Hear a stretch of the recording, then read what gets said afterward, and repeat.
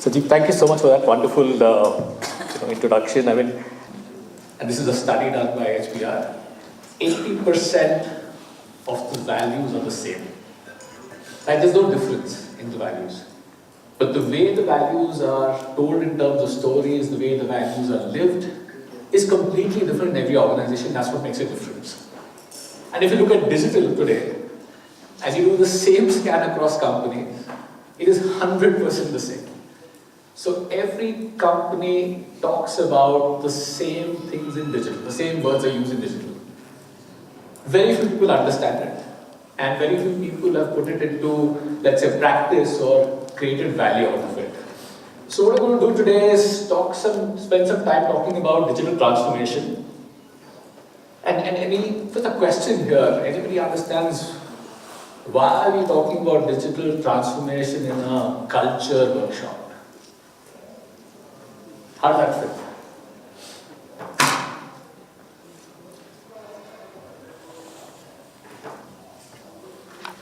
Because that is what the world is going to. That's what the world is going to. How does that matter? Because if you are not prepared for the coming days, you will be left behind, and it will be really sorry for the competition. Absolutely. Brilliant. So you have a context of your company, and to be successful as a company, you're doing everything culturally to be ready to make it successful. You have a context as a country, right? So you're known for certain values to make it successful, you're doing that. But there's a larger context of the world. If everything in the world changes, you have to respond differently to it. And what's happening in this world today is it's undergoing a digital transformation. So what I'm going to do a little bit here is to demystify it. And this is a slide from NASSCOM. NASSCOM's, the IT services body in India. It leads ITES. And if it wasn't the NASSCOM slide, it would be the story of my life. So literally, most of us who grew up started work around 1993 is when I started, working after my MBA and engineering. Is when you start looking at the big question at that point of time was India underwent liberalization. So before that was license Raj. So people were told what they can do and what they can't do, what they need to produce, how they need to produce. And suddenly in 91, the floodgates were open. And every company started figuring out, basically three questions. What is my core competency? What can I do well?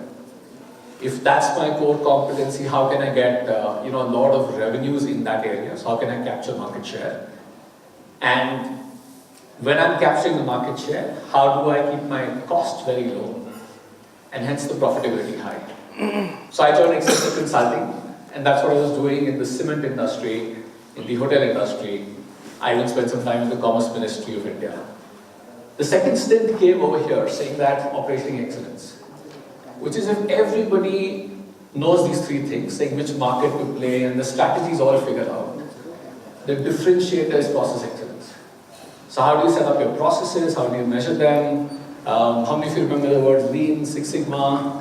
Those were popular at that point of time. Saying how do you leverage these tools to make sure that for every process you have a metric and you're involving and you're driving a culture of Lean and Six Sigma through the organization. Then came the internet in about 2001, 2002, and that changed the world dramatically. So what happened was the process could be done, but you could now break up the process into bits and do it all over the world. So you could do, the front end part sitting in Nepal, and the back end part could be done in an interior of Nepal where you got a different kind of talent there. Processing part could be moved there. And this is what started happening, and I moved to GE at that point of time, and driving globalization and finding the right talent for every job. So you picked up a process, end-to-end process, you broke it up into three parts. Some parts were still in the US or in Europe, and some parts were in India, which were being delivered. And the fourth one is what we're currently in. And it's just started, I would say, 3 to 5 years. It's been in vogue for the last 3 to 5 years.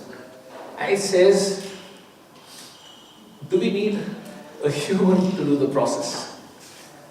Can we just use the data around that is available to us and, with that data automate everything, put intelligence behind it, and take out the human from it? So the human is required to design the new process, to put the intelligence, but the regular, repetitive work can just go out of the system. So that's the new era that's coming in. And when we talk about technologies, there's a very interesting chart, and I'm not going to go through the words on the chart, and this presentation is available for all of you. I don't know how to share it, but Sanjeev, I think we'll find out some method to share these charts so we can go through that. But what it says is every new technology that came went through this part, this phase. It starts as an innovation. The internet is invented. Someone discovered, machine learning. And then suddenly you think the world will change because of it. So you go through this peak of inflated expectations. So at the moment, machine learning is right at the top. So you think everything can be solved by machine learning. And then suddenly you start discovering limitations of that technology, you start discovering what can be done, what can't be done. And then comes the bottom. Nothing can be done, or very little can be done. It's still higher than here where you started off, but it's really low from there. And hence, people are disappointed at that point of time. And then it starts maturing to deliver value. And if you look at the colored, bubbles on that, it basically talks about how fast will that technology move through this curve. So if there's a blue bubble here, in 2 to 5 years it will be there at the maturity. And if you look at that grey bubble here, there's a grey bubble of cloud-based IT services. That's going to move much quicker, less than 2 years. So that's how, it's a great chart. There's a chart for banking as well. How many of you are from banking over here? Well, if I had known that the amount of people from banking would be so high, I would have got the banking chart, but I can send that over, or you can Google it.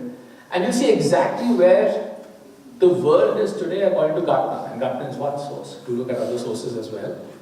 But you know what the world has already deployed as a mature technology, and what is the part that people are experimenting with, and then where do you want to play. Now, given where the world is going, and given the technology part, it gives you an idea of what's digital, right? One thing that's common across all of these technologies is 2-3 things, right? So one is, it's all about data now. My chairman keeps saying data is the new oil, and the reason he says that is, in a petrochemical refining company, when you pick up oil, you pick up crude actually, and then you take it through a cracker, and then you convert that into diesel and gasoline and aviation fuel. And then you pick up that chemical and take it from petrochemical industry, and you start with the next level of that. So you get ethane, paraxylene, and then finally, a lot of the plastic in this room, the wrappers in this room, is the final product. So at one drop of oil, you keep extracting value through the whole chain, through different technologies which have matured over time, to actually have a whole economy. India's, I think 12 to 13% of India's GDP is based upon chemical industry. And that's oil, a lot of it is the petrochemical part of it. Similarly with data. So what they've done is, through different technologies and through different methods, you keep extracting different values to the data. And that's the power of digital, and that's why, and data is generated everywhere, right? When we're sitting here, we're talking, there is, this voice could be recorded in that video, and data has been continuously generated at this moment. So at every point of time, in every industry, if that data could be used to extract value, you would create new business models. A bike taxi is running today in Nepal. And that is built by orchestrating data in a very different way. The bike was always there, the driver was always there, people were always sharing. But someone has created a business model by using that data and orchestrating around it. And this has just been there for 3 to 5 years, but look at the disruption it's caused. These are the top 5 companies in 2008, top 10 companies in 2008. These are the top 10 companies in 2018. 5 have gone out. The top 5 over here are all extracting value from data.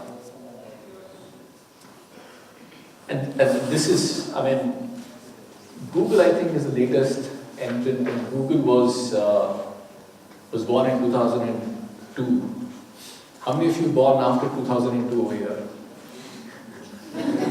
Of course. How could I forget you, Sanjeev? So these are such young companies.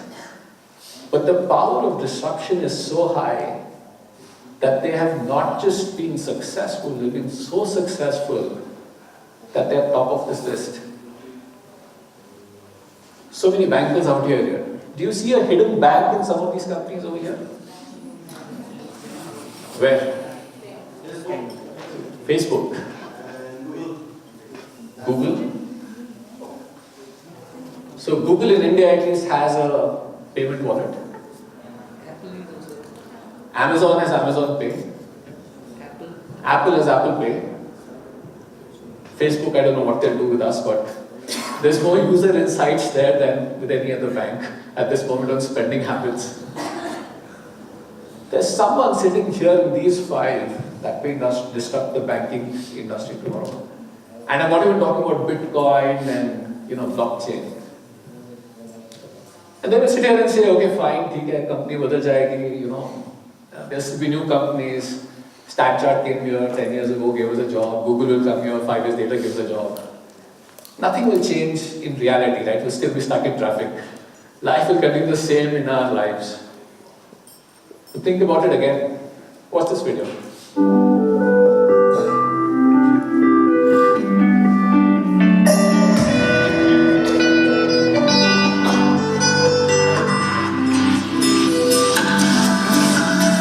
I'm delighted to be here today to share with you an introduction to blockchain technology. Blockchain technology makes cryptocurrency and digital assets like Bitcoin possible, and you're going to have the opportunity to learn a lot more about cryptocurrencies in particular in the crypto track. But right here and right now, we're going to really talk about blockchain technology, what it can do, and what it can do for business and for good well beyond digital assets or cryptocurrencies.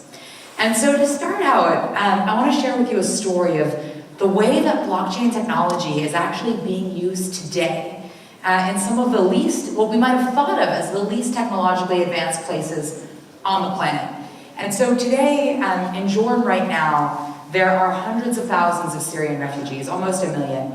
And the World Food Program has been successfully using blockchain technology to support feeding those refugees. This is a picture of a woman in a refugee camp in Jordan, a Syrian woman, actually using this technology. And so what she does is she goes into a store, an aid depot, to get food, things like flour and sugar and salt and oil, the necessities of life. And instead of having to carry an ID card that could be stolen from her or taken away, she goes in and has her iris scanned. And that pulls up her identity. Now that part is not the blockchain part. The blockchain part is the fact that her iris scan pulls up not only her identity, but also the equivalent of a bank account, an aid account, so that she can go and get food and necessities and supplies from the store.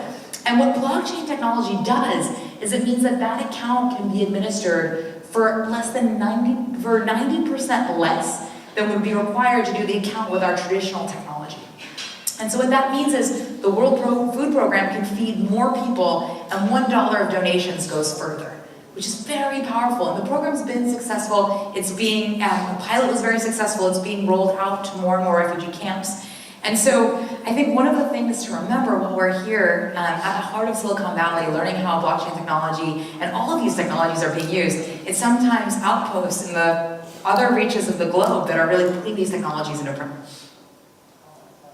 So this is Syria, and I can tell you about India as well, where there is tons of grain and food rotting away, in food grains, but it's more expensive to distribute it rationally and not spoil the market and the capitalistic economy around food than to let it be eaten by rats.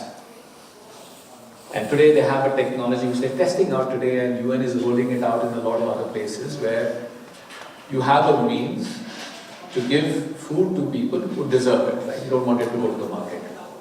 And this is going to come more and more in places that we less expect that. And this is a place where they can really experiment with blockchain as well, right? Banking is a more risk averse, and it takes some time for us to get there. So what does this mean for us? So HBR did this study. And if you look at that left column over there, the first thing they're saying is not, I want to understand technology, or I need to expand my IT department, or I need to start spending my people to, trainings and learning IT. The first thing is, 89% say that we need new organization teams and structures to support digital. 46% say that conversation cannot just be within the company with the employees. It needs to pick different partners for this journey. I've never heard the amount of discussions that, a big company 20 years ago would have laughed at a small company. A small company would have been happy to be a supplier to the big company. Today, people are excited about collaborating with startups. People who are free of the barriers that corporate people are in. That conversation is changing over there. What does this transformation mean for the world? Big successes, big failures. So every transformation is disruptive, right? That's why it's called a transformation. Change doesn't happen in one day. So digital didn't happen in one day, right? So all the technologies, so machine learning was being talked about in 1985, right? That's where they were looking at the same programming statistics that we're looking at now. It just went out of favor for some time because processing speed wasn't there. So none of these technologies are new, but that continuous improvement keeps happening, but at some tipping point that disruption happens. When that disruption happens, it's called a transformation. And the convention transformation is the last transformation that happened when we moved from paper to computers. But that had more successes than the next one will have. It's become more and more disruptive. So what's the difference between success and failure? It's this point here. What's between the 6, 7, 8 inches between the 2 years? That's Sanjeev's question. Who's digital? How will we think digitally? And how will we solve and adapt in this new world of digital? I'm going to walk through some slides and talk about the digital mindset.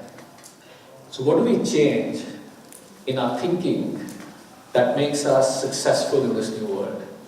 And there are two sides to it. One is the behavior and thinking part.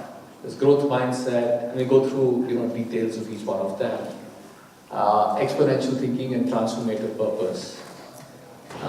And the right side is more about actions. So that's changing your thinking, this is changing your actions.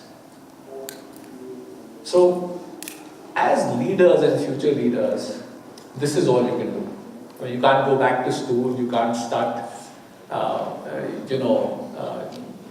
you can't start picking up a new skill of UX design, for instance, and saying that's the new job. But what you can do is lead your companies with this new digital thinking into the digital age. Any guesses what these are?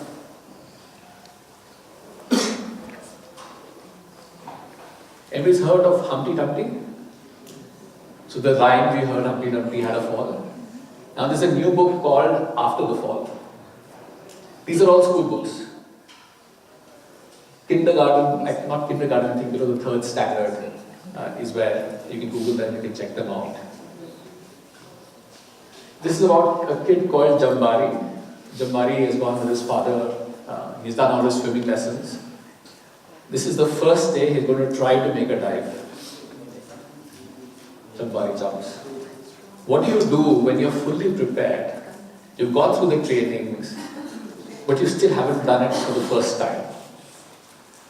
I love that one over there. I can't do that yet. As a child, that's all the child thinks. I mean, how does a child learn how to walk, right? He doesn't think, for walking I need balance, for balance I need to understand physics, and then I'll be able to manage, the balance, the thinking and emotions around my mind. And then I'll be able to calculate the distance between here till that other place. I'll be able to navigate all the obstacles on the way. It just gets up and says, I want to reach there, and starts trying things. Fortunately, as kids, our minds are very strong because we didn't think much. How much is our experience holding us back in terms of thinking? These are the stories of a growth mindset. And honestly, I heard a lot of that in the conversations in the earlier session as well. How do you think differently before you can do differently? So what's the difference between Walmart and Amazon? Any guesses here?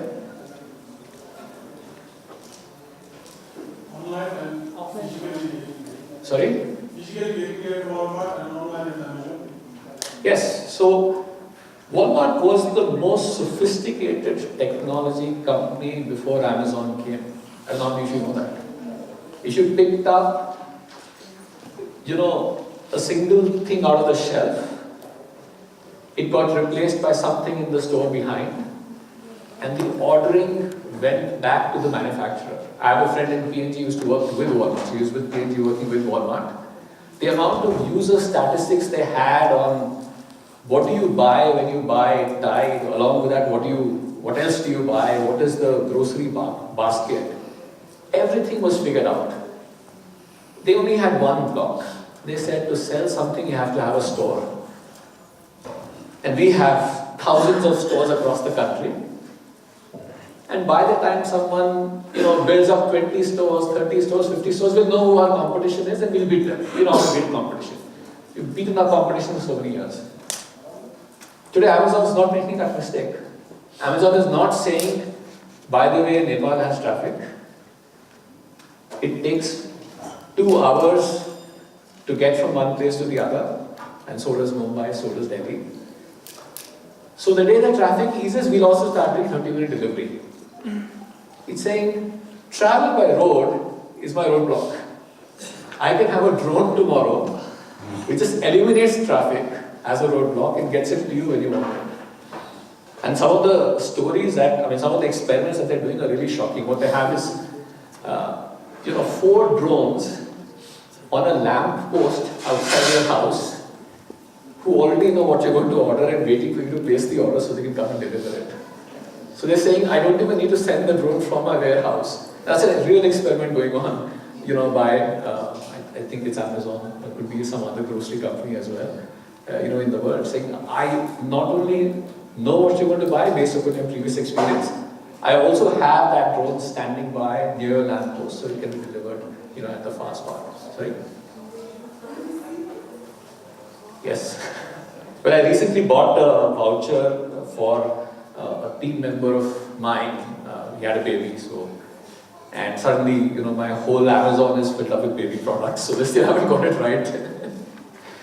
So that's about the growth mindset, right? So at any point of time, and that's probably his homework for all of you today, and what I'm going to do is challenge you through these 6 things to pick up, do some homework over the weekend, is to pick up which out of these, where is your block? What's your blind spot?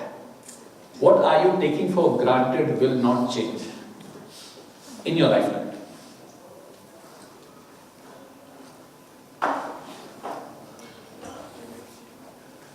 "30 linear steps versus 30 exponential steps." So 30 linear steps can get me till the end of this room. Do we know what exponential steps are? So I take 1 step, I double it, it becomes 2 steps. I double it, becomes 4. I double it, becomes 8. And you keep multiplying by 2 versus, every step is, so the first time you take a step it's 1, the second time it's 2 steps, third it's 4, then it's 8. By the time you count 30, you've gone around the globe. So why am I sharing this example? We always assume that everything will happen linearly. Like in the last panel, we had this conversation about performance appraisals, right? My next year's target is 8% or 10% or a stretch target of 15% over my last year's goals. That is taken for granted. I can't expand beyond that. But what if it wasn't 10%? What if it was 10x, 25x? How would you approach that? And interestingly, if you go back in history, and I can talk about the future and say that exponentially, everything happens exponentially. But you can go back in history and also check that.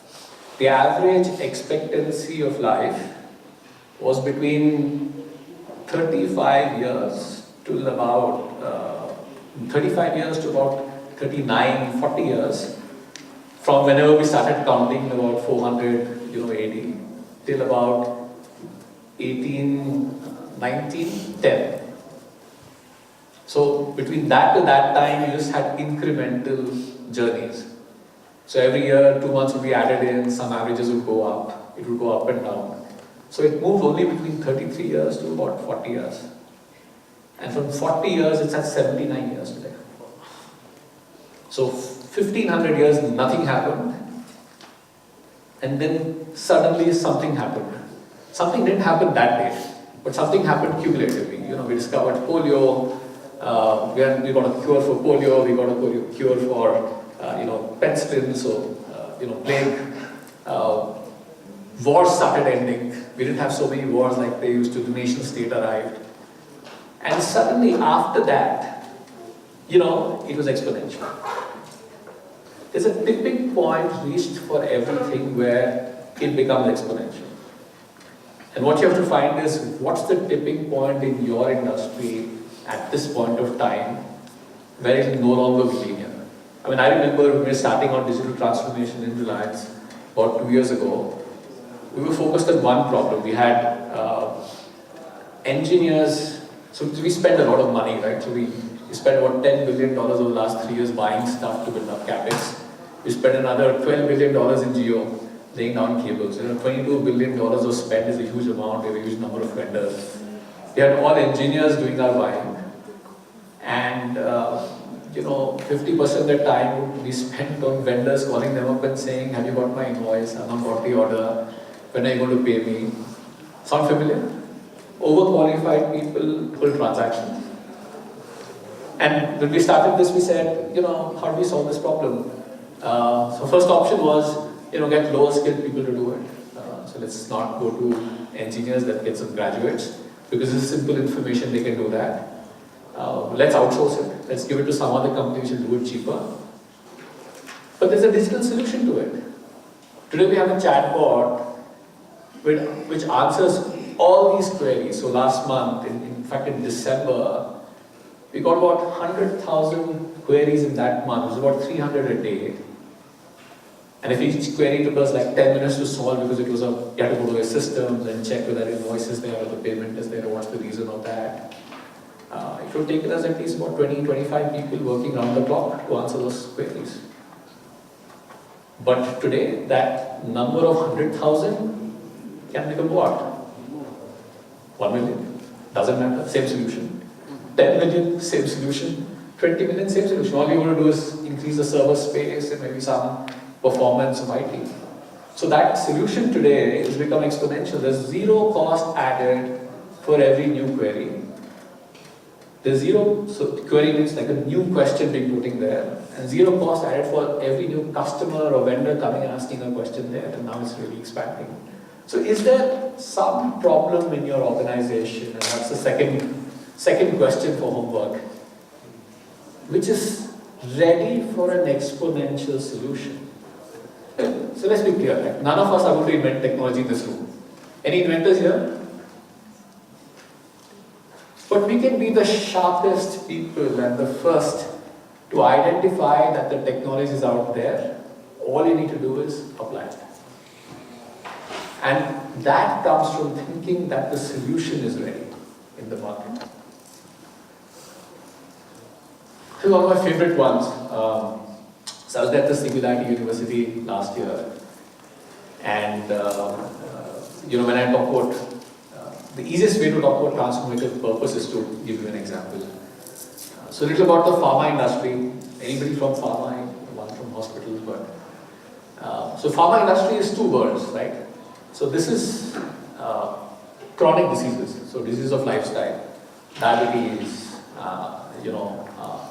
heart attacks, so cardiac diseases, blood pressure. It's a very, very big industry, big pharma companies there. I mean, every number you look at there is billions and millions, and this is a cost to a person, right? A cost to that industry.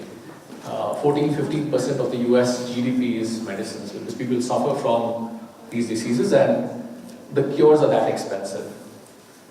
This is physiological diseases, which is cholera, polio, hepatitis. And here you have a vaccine. So last time I checked for polio, you have 2 doses to be given, it costs you less than $4. Right? So look at the difference between the two. This is one industry where there's a huge expense. You keep taking the medicine throughout your life. Diabetes has to be taken throughout, insulin has to be taken through your life, blood pressure has to be taken in your life. And this is a vaccine which is taken one single shot, the cheapest, and no money to be spent here. So what happens? Every pharma company invests there and not here. There's nobody investing here. And there's this lady whom I came across there, Vivek. She's taken up saying, can I invent a vaccine for chronic diseases?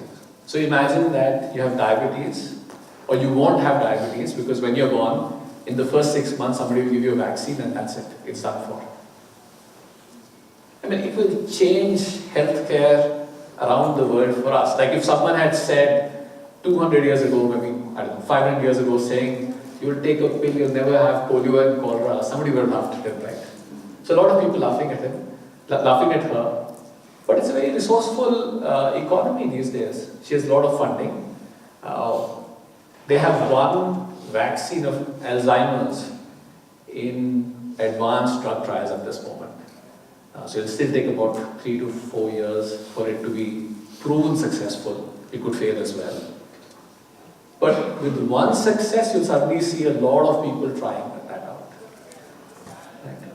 And just think about the culture in her company. The culture of the people who are partners to that company, who are working on a transformative purpose. At some point of time when everything becomes abundant, what's the differentiator? The differentiator is going to be if you can find a transformative purpose for your company. For sure, you do banking, you run hospitals, but what's the transformative purpose? I mean, there's some of us individuals who are, you've seen that DIY logo on that, in case you're wondering. Some of us have got together and said that we have one small transformative purpose and we're making small baby steps towards it, which is can we help people believe in themselves? And when they do, help them fulfill their dreams. So if you can get 50 individuals, 500 individuals, 5,000 individuals to believe that, we believe our purpose is met. And at this moment we continue to talk about culture, we continue to talk about digital, but can we still be true to that purpose? So, I don't need to talk about the homework for this one, right? This is already what you're thinking. So it takes a long time to find your transformative purpose. Can you find 3 great examples of transformative purpose that you see around yourself, but you haven't noted it down as a transformative purpose? And probably, great people in Nepal who have that. And it's not necessarily in the business area. And just see, how they're living their lives. What's made them so different. So if you could do that, then homework for that is done. How many of you have heard of Alvin Toffler? So it's written a book called Future Shock, I think 25 years ago, 20 years ago. And he said this line, which is, I don't think too many people understood that. So what happens is, Mahatma Gandhi says a line, and 30 years later, people like us understand it. So he said this line, is a great writer, writer of science fiction actually. And he said the future, the illiterate of the 21st century will be, people who can learn, unlearn, relearn. So I'm not going to talk about learning, I'm sure, NBI is doing a great job of conducting learning programs. I can share that when I started digital transformation, I felt illiterate exactly. So I went and did a course in Boston University on digital transformation. I'm doing a machine learning course now. Nothing that I learned 20 years ago is relevant. The world has changed. So if you think your degrees that you earned 20 years ago are going to be relevant and successful ahead, you could be really lucky with that. Otherwise, it's good to keep yourself updated. What I'm going to talk about is unlearning. It's talked about, it's very, very difficult to do. So these are the tips that people have put together. The first one, what's the new word for best practices? Next practice. If you Google next practice, that's what everybody talks about, saying there's nothing like best practice. The best practice was the best practice in the era when it was best. In the situation it was best. In the environment it was best. What's important is the next practice. So you look at the next practice that is there and see if it's applicable for your industry, for your country, for your environment. Second one's already ticked off, right? You're sitting in a seminar. You have 3 people from India coming in and talking about the journey of their lives, right?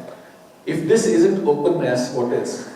And thanks so much for NBI to give the platform to all of us to share this learning. And I'm a big fan of social media, so stay connected in LinkedIn and continue the sharing ahead. It's a starting, like also saying, so continue that journey after the panel discussion is over and, carry on staying connected to that. So I love this one, the 4th one there. And we see this every day in a game, right? If you look at football, the person doesn't pass the ball to where the person is. He passes the ball to where the person will be or should be. Right? So, will be, then there's a goal. Should be, he didn't reach there, so it is the goal and the opportunity. But are we doing that when we look at our organizations? Can that be our homework for today? Can you look at something that you're doing in your organization which is only oriented towards your goal of where that person is, not where the world will be or where the industry would be in, let's say, by the time that goal is over. So if it's a 3-year goal, is the goal based on the premise where the world is today, or is the goal based upon the premise where the world will be 3 years later?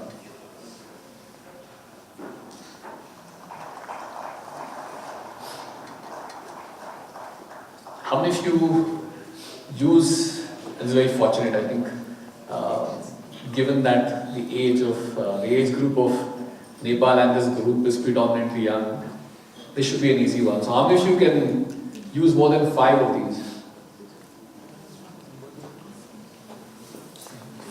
Okay, fair number. How many of you use more than 10 of these apps?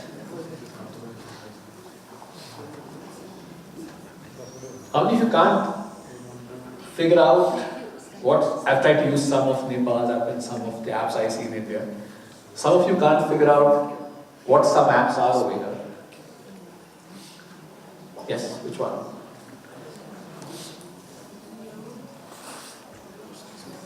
DPU is a Nepal app. Someone will have to answer the question from the audience. Okay. Sorry, got it wrong there.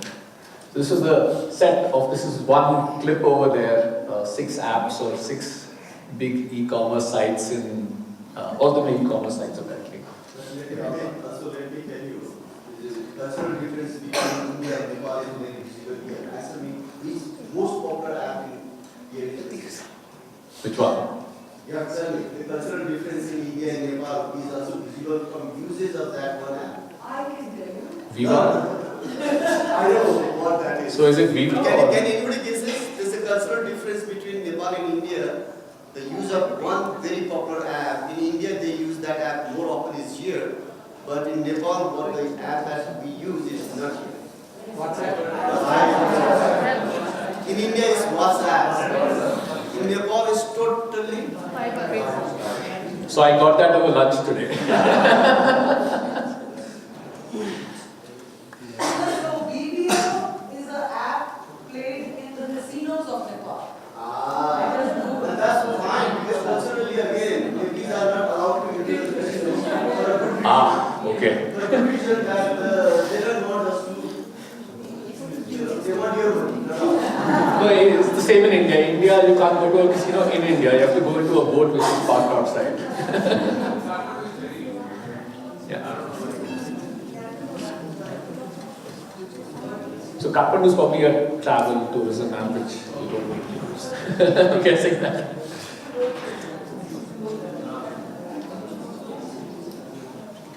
But there's only one way to learn about technology. It's not about reading about it.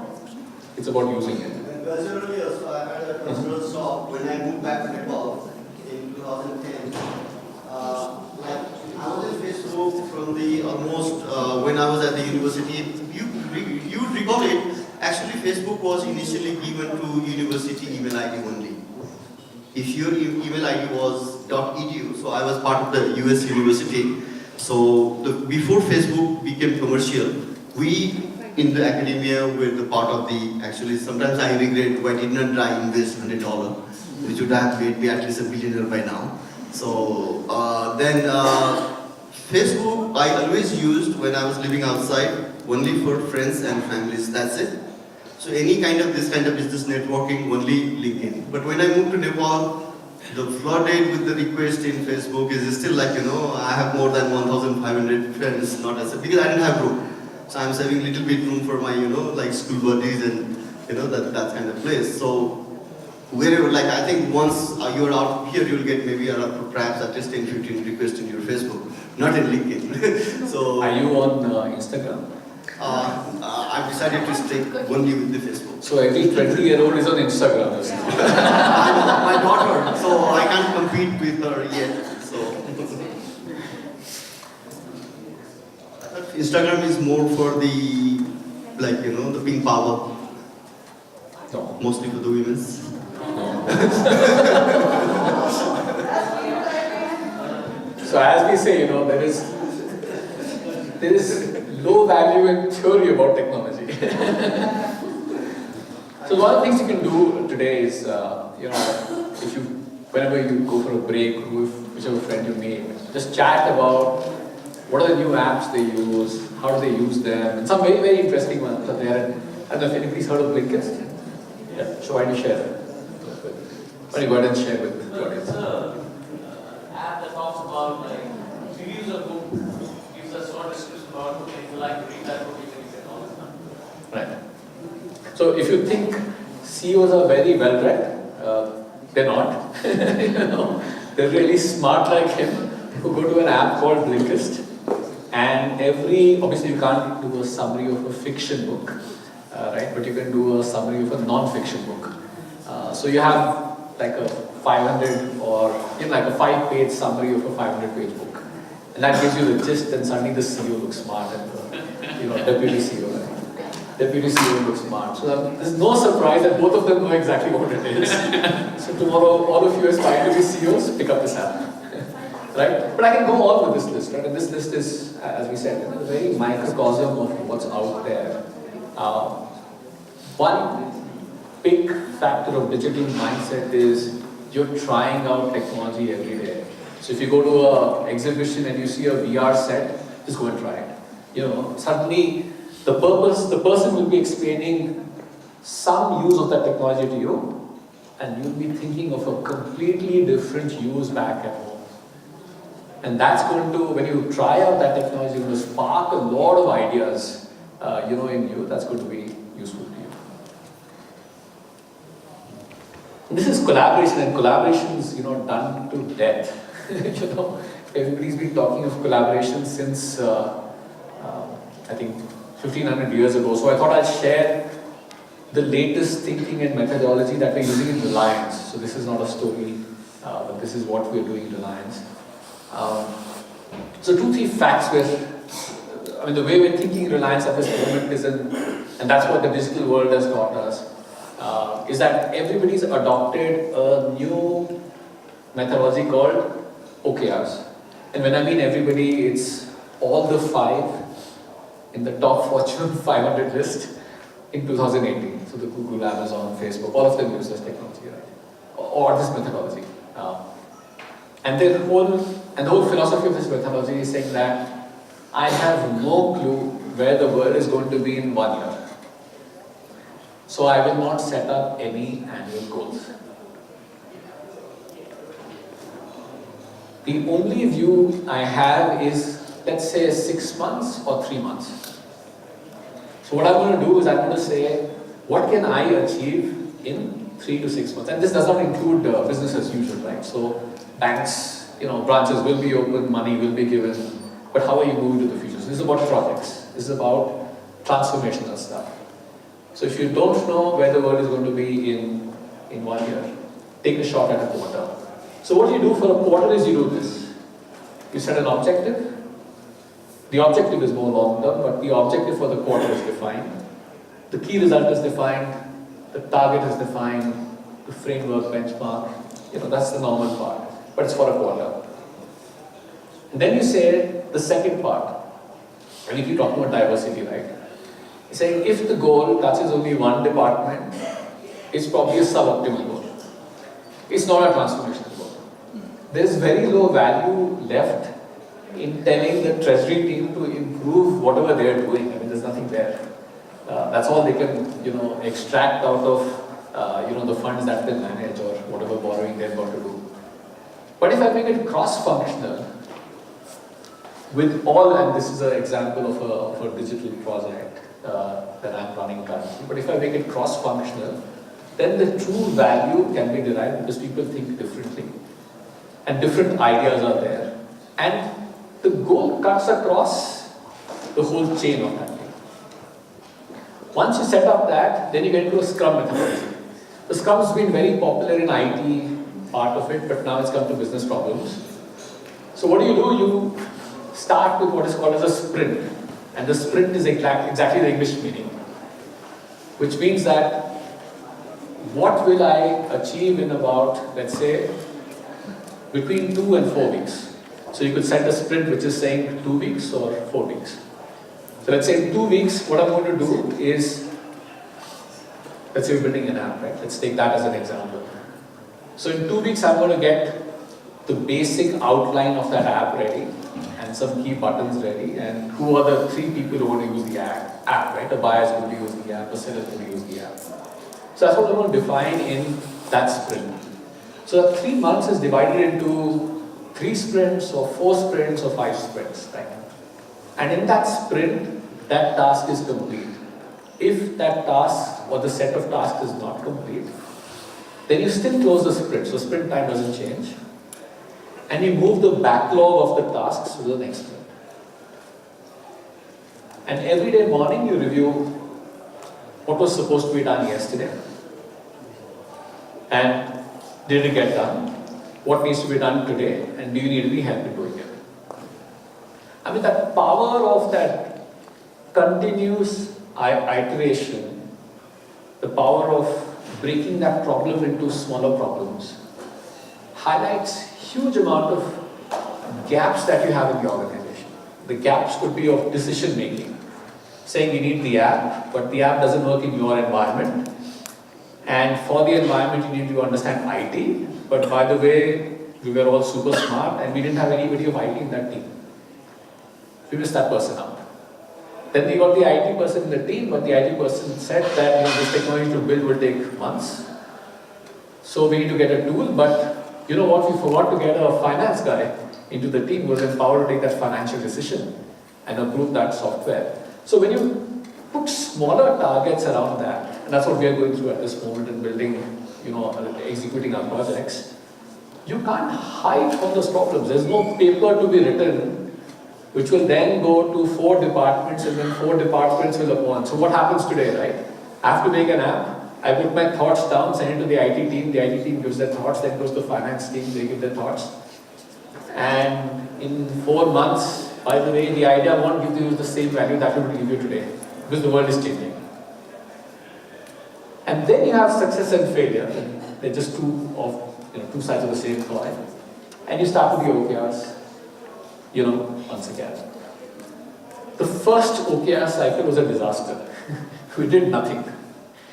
We set our targets too ambitiously, because that's what people do, right? We're not even trained into setting a quarterly target. We staffed our team with exactly the same mistakes I mentioned. We didn't have an IT person in the team because we thought, IT to ho jayega. We don't need that person to figure out the environment. We thought we could build it, right? We didn't want a budget, that's why. But the second was better, the third was better.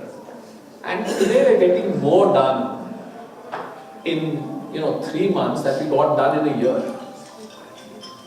And that is the true power of collaboration. And every 3 months, the whole team sits together to figure out the objective. So it's not one boss at the top of the ladder who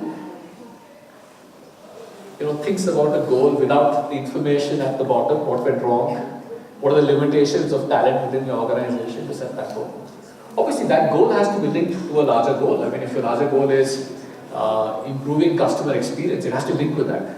It can't be a goal in isolation. But beyond that, it's an iterative process which gets there. So this was the last slide. I want to leave you with something a bit more technical as well, which you can read about. There's a lovely book called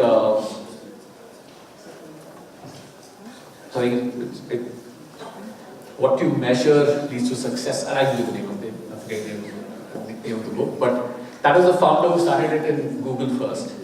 And he's been propounding this as a VC with every firm, and that's what's become very, very popular. And it's a great one to adopt.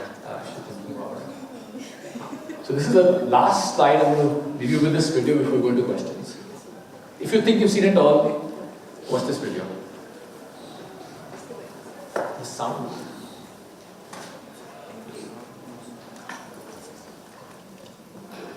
Volvo, who hijacked all the attention, Can you with the rewind first it? car that could recruit its own technicians.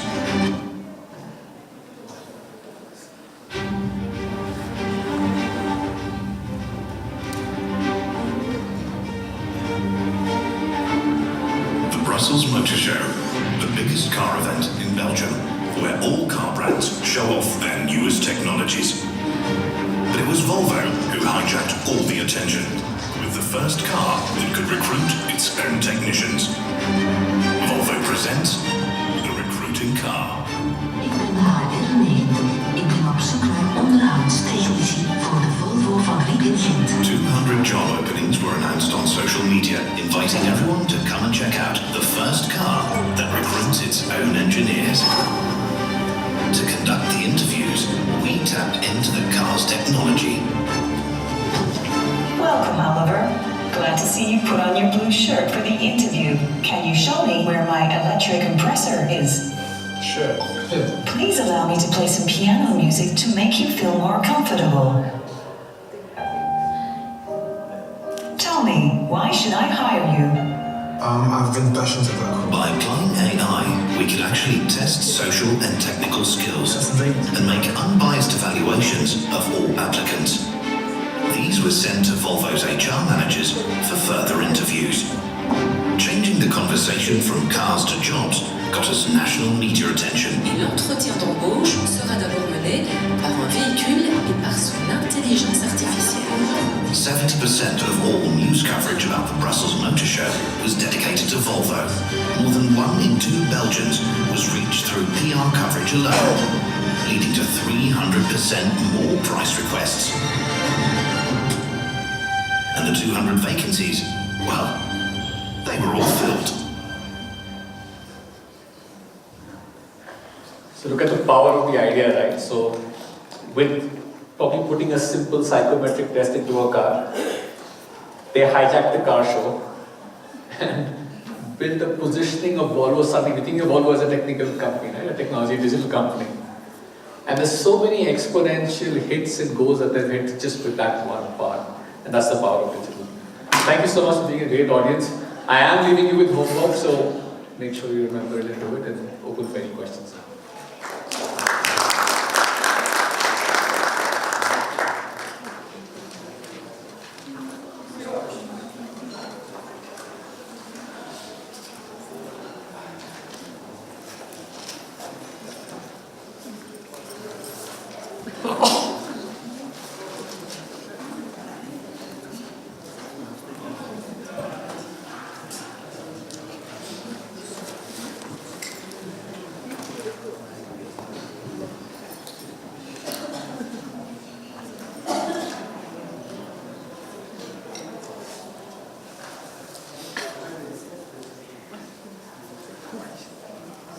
So that's the first. The first question is, if I understand, is monetary benefit enough to switch loyalty?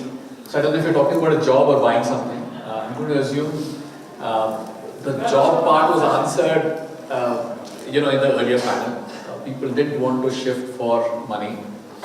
They wanted to shift for money and culture. So whichever company trying to attract them, you will do it for money and culture.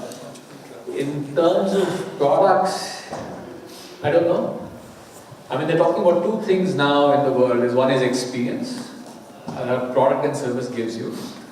And second is the value of a market, right? So India is a very, very value conscious market. I'm assuming Nepal, right? Very value conscious market.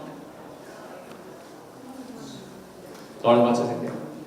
So India is a very value conscious market. So I would answer this absolutely yes. For a similar, not the same, for a similar experience, we'd switch loyalty very quickly for a product. Unless the experience was so superior that there is no comparison. But it also depends upon the culture of the person. So I don't know if this is really a digital question, but there'll be a lot of temptations today and ways that people will induce you to switch loyalty. And probably the Geo launch has been one of the biggest experiments that is given away for free for the first 3 months. And we saw about 100 million people switch loyalty. And your telephone bill in India is about 600 rupees, 700 rupees a month, so it's not a huge deal, right?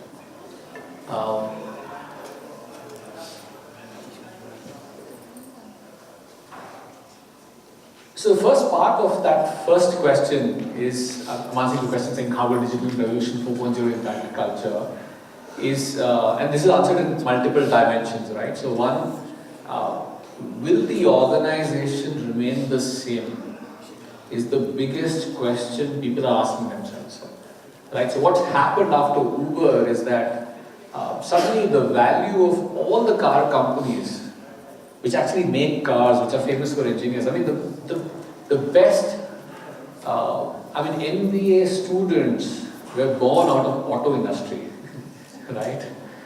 Not out of the banking industry or whatever. The height of engineering, industry 2.0 was all about, automation of the assembly line, right? So the best and brightest engineering talent went to auto companies, and that's the significance of auto companies in the world. And one app, Uber, there's a lot behind Uber, but that one app is, or that one company today is more valuable than all the other car companies put together. So the question companies are asking themselves is that, why didn't I become Uber? Right? How did I miss that? But does Uber make cars? No. Uber makes software. So will organizations remain the same? Today, the biggest shipping company in the world is a company called Maersk. Right? They have the head of the company, has chosen a new president for the company. That person doesn't come from shipping background. He was a president in SAP before. So they have said, we will teach our leader, about shipping. Shipping is easy. This company understands shipping. Everybody understands shipping. What we don't understand is digital. We will get a leader who understands digital and we'll teach him shipping. Right? That's the extreme is gone to. It's not saying, as a CEO, you will hire digital talent. You will get a mentor who teaches you digital. So that's what is changing. So, how is a big... So the organization doesn't remain the same. Right? We spoke about wallets being in so many, Amazon and all of that. It's very shocking. I don't know if you're shocked enough, but how many of you have heard of Airbnb?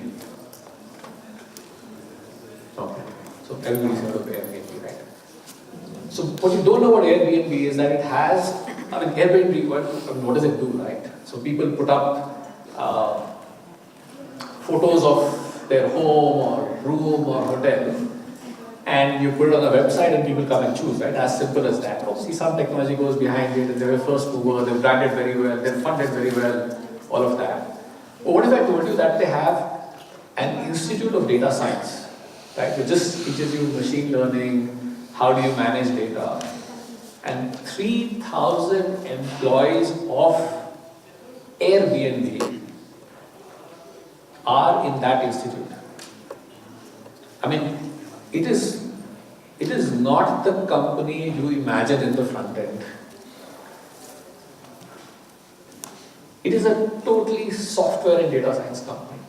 And if that's the investment they are making into data science, do you think they'll stay only in hotels and spaces? No, they won't. Tomorrow they'll start trading manufacturing, available in some places. So if there's capacity available in Nepal to do something, that will be taken over by a businessman versus some capacity shortage in India. So companies are investing, the digital age and the power of data will change companies so tremendously that the culture is bound to change. That's one big part. The second is how do you, and we've been talking about this, but we haven't seen that as yet in our organizations, but robots. Okay, so I'll stop with this and then we can take questions offline. Is basically about robots. How will that work when 90% of what you do is done by a machine and you're forced to do what you did for 10% of the time for 100% of the time and also interact with the machine? That is totally untested, and that will be a big challenge for us. I think when we talk about infrastructure for any country today, we start assuming that roads are given, power is given,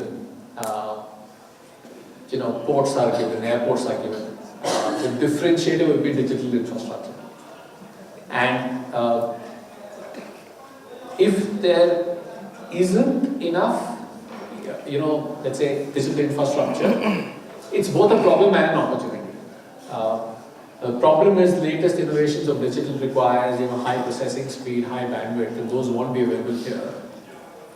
But the opportunity is that the solutions you find with the low infrastructure can be used in 100 countries. 100 countries don't have great infrastructure. All of Africa doesn't have great infrastructure. So if you're able to find, let's say, the bike sharing app which works on 2G, data speed and delivers fantastic business value, an Amazon may not be able to do that, or an Uber may not be able to do that in Africa, but you could do it in Africa. So it will take a long time for the 200 countries of the world to come up with the same level of infrastructure. So I would urge you to see both as a challenge and an opportunity.